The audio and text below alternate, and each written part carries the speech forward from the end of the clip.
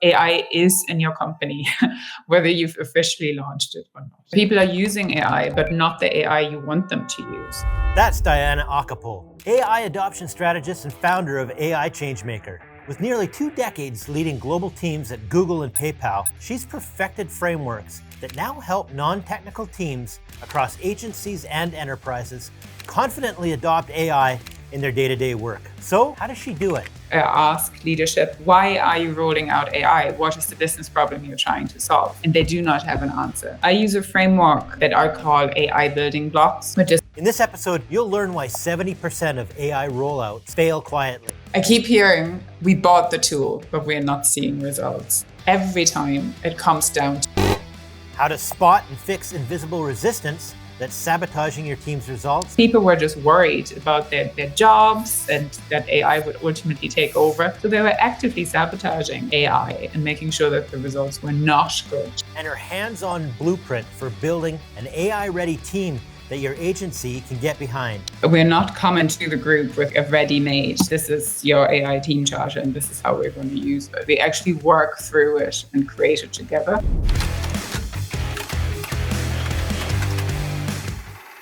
Companies that we've looked at, it feels like everybody's using AI in one way or another, but a lot of people and organizations aren't using it effectively. And what are some of the invisible blockers that you see to AI adoption in the organizations that you work with? So I worked in Google and PayPal for many, many years. What I see is a lot of hype around AI and less actual results. And I think that there is a lot of pressure on doing AI because everybody's doing it. So that goes right from the top down to the people actually doing the work, right? We all are supposed to do AI. So people sometimes find it hard to admit that it's actually not working or that it's hard. So I think there's a lot of people saying that they're doing AI, but if you dig a bit deeper, there is still a lot to learn and a lot more to do for most people. Leadership is saying we need to do AI. Everybody says yes because that's what's expected. But what people are really doing is just doing their work the way that they've always done it because they don't really see how AI is better than the way that they've done things before. I remember working with a team where we figured out that months after they had actually rolled out their AI tool, had launched this to the whole team, had done some training, only 15% of the people had actually even just opened the AI tool after. So I think there's a real issue with that silent non-use where people think we've bought the tool, all is good, but in reality, teams are not using them. So that would be one big thing. People silently not using it is one thing. Then another thing that I see is people actively sabotaging AI. So I've come across teams that wanted to roll out AI that had all the tools, where people were just worried about their jobs and that AI would ultimately take over. So they were actively sabotaging AI and making sure that the results were not good. So I think you have these two extreme ends, and then there's a lot of variation in between. Another thing that I think is not often talked about or not enough talked about is shadow AI, where people are using AI, but not the AI you want them to use. That happens both in organizations that are not quite ready for AI yet, and that say we actually don't allow AI use, or in companies that have rolled out AI but very restricted tools. And then you see the scenario where people are bringing in their own AI on their phones or in whichever way. And of course they are. Why wouldn't they, right? AI can help you do things quicker, but it's a huge risk for an organization because you don't know what people are using the AI tools for. If they're feeding sensitive data into it, it's a real minefield. So to me, what everybody should really do in their organizations is have an open and honest conversation about AI because AI is in your company, whether you've officially launched it or not. Fears around AI are something that is so important to address. It's like the elephant in the room in many organizations where I come to talk about AI. Because people are wondering, and how would they not? Like some of the headlines you see in the press about people being let go because of AI. So I think it's really important to understand why people are resisting AI. If it is because they don't have the knowledge, etc., then you should absolutely help them gain that knowledge. If it is fear, I think it's important to address that too. And to me, where I make a lot of progress with people that have that fear is talking about the skills that that AI can't cover at the moment. There's so many very, very human things when we talk about things like critical thinking, true creativity, more sort of differentiated approaches to things, where AI is not doing a good job. So I'm always encouraging people to think about it that way. There might be things that which they are currently doing, which AI can do in the future. There's certainly things which they are already doing, which they could do more of, which AI will not be able to do in the near future. So I think it's important to have that conversation. Let's talk about the scenario where you've got a team or a large organization, and maybe the majority of the team are more non-technical people. Um, and so you've got a situation where the tools have been put in place, but when you look at it, you've got sort of a small number of people really adopting them. So I hear a lot, we bought the tool, but we're not seeing the results. And then when you dig into it, it's always the same thing, right? Teams don't know where to start, they don't know how to apply AI, or they don't know what success looks like.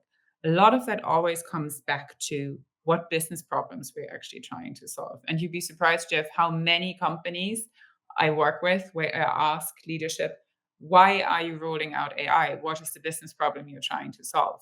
And they do not have an answer. They're doing AI because they feel they should be doing AI. So, what I think is super useful then to bring the whole team together, especially if they're non technical teams, is go through a bit of a process. I use a framework that I call AI building blocks. Enjoying the insights? Tap that subscribe button and join a community of agency owners looking to scale smarter, not harder. But it's just that, right? A number of building blocks that really enable everybody in the team to use AI successfully. And we start again at that problem. Why are we using AI in this organization? What do we want AI to achieve? What are we not using AI for? Which is very important. Then there is like basic AI literacy where people need to understand how to use AI. Prompt engineering was the big thing for a while. I'm not a big believer in crafting super complicated prompts to get results out of AI, but I think it's still important people understand how to get good results out of AI. We follow that then with a look at how can we use AI safely. So what are we using AI for? What are we not using AI for? Where we're often talking about sharing customer data, etc. So how do we deal with that?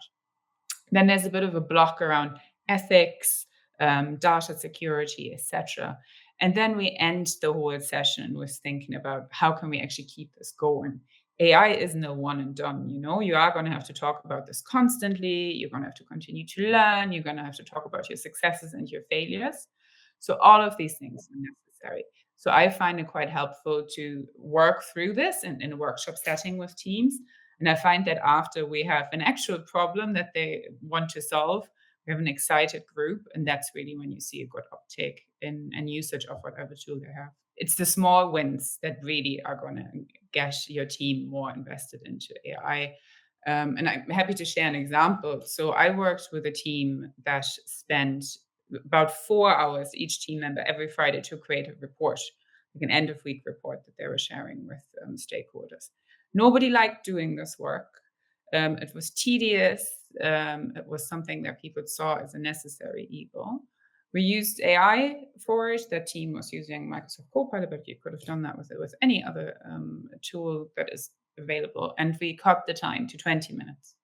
So now instead of spending 4 hours on a Friday, people are only spending 20 minutes every Friday on doing this report. And to me, those kind of wins are what really makes a difference because now people are really seeing what's in it for them with AI, right? This is me not doing the kind of work that I do not want to do. And it's like little light bulbs going off, and then people going, oh, if this works, then this other thing could also work. So I find really showing these smaller wins makes all the difference. And then you have that activated and engaged workforce that wants to do more of this. Because nobody likes doing a report. Let's face it, Jeff, I'm sure you also don't. I think AI is one of the things where you don't get away with only talking about AI. I think AI is a prime example of something where you need to get your hands dirty and use AI. I still hear a lot of people talk about AI, and by the way they talk about AI, you can kind of tell that they've probably never used AI. So if I can leave people with one thing, it is start using AI for something, and it doesn't have to be anything groundbreaking. Start by planning your next holiday using AI, have it do your shopping list, have it organize your kids' after school activities, whatever it is, because this is not gonna go away, right? This is part of gonna be part of all of our lives. So I think, getting acquainted with it and somewhat fluent is, what we're all gonna have to do sooner or later. So you might as well start now. You were talking a little bit about the dark usage of it inside of organizations. Um, so it must be equally challenging for sort of more technical teams or technical organizations to put guardrails in place and make sure that the organization's using it the way that they want it to. I see with more technical teams where it's less of a barrier to use it, everybody's super keen to use it. You have to put those guardrails into place. And what I think is important to note with that, I think when we hear guardrails, we often think guardrails is what's going to limit innovation. When there's too many rules around things, we won't actually get all the goodness and the innovation out of AI. I actually find that those guardrails are really giving people the security to know what's okay and what's not okay. So I'm a big believer in having a common understanding in any group of what we're using AI for, what we're not using AI for. Um, Most organizations will have some sort of policy in place, like an official AI use policy, but that often doesn't really translate into anybody's reality. So I think it's a good idea to have that formalized. There's an exercise which I do, which I call an AI team charter, literally the group working through all of these points and then reaching a common agreement. What are we going to use AI for? What are the tools that we are using? What are the tools we are not using? And I usually literally get them to sign it at the end so that it's a bit of a contract and a commitment, and that it gets regularly reviewed by the group. And I find with groups who are further along, either because they're more technical or just love to experiment more, having that in place is also something that really helps to put some structure and some direction on the AI use. I also think I usually include a part of it is how do we add new things to AI? If you are showing people that them identifying areas where AI could help, and suggesting that is something that is encouraged, something that you want them to do, then that is something that you're going to see so much more. I usually find that everybody feels more part of the AI journey after you've done an exercise like that. And it's not a scenario where you just have some very keen, very technical people owning AI for everyone, but that everybody has a sense of ownership of what's going on with AI. And again, I think that's all you want. You're never going to have a successful AI adoption because the leadership is buying the tool and telling everybody now we're using AI. You're only going to have successful AI adoption if the vast majority of your team wants to use AI and wants to make it work, and if they are bringing you the best use cases for AI, because they're the ones that are doing the work, right? They will know where AI could make a difference. What makes this different than, another policy document? Because yeah, I'm just thinking in the back of my head, oh my God, we got a lot of policies around here and they aren't always followed very well. The way I approach this with teams is that we're building it together. So we're not coming to the group with like a ready-made, this is your AI team charter and this is how we're going to use it. We actually work through it and create it together. Of course, there might be certain things which an organization has as a must-have, then we respect that. But ultimately, this is something that the group has actually created themselves. So not something that's coming top down. And that will then really help them feel that this is different than other policies.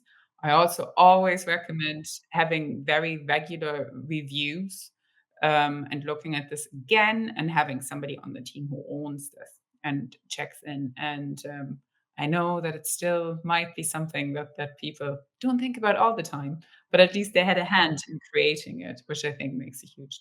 Things are changing so fast. So maybe throughout the next year here, are you going to see, the people that you work with, uh, really pick up on the on in the adoption of AI? I think we're in a massive hype curve still with AI at the moment.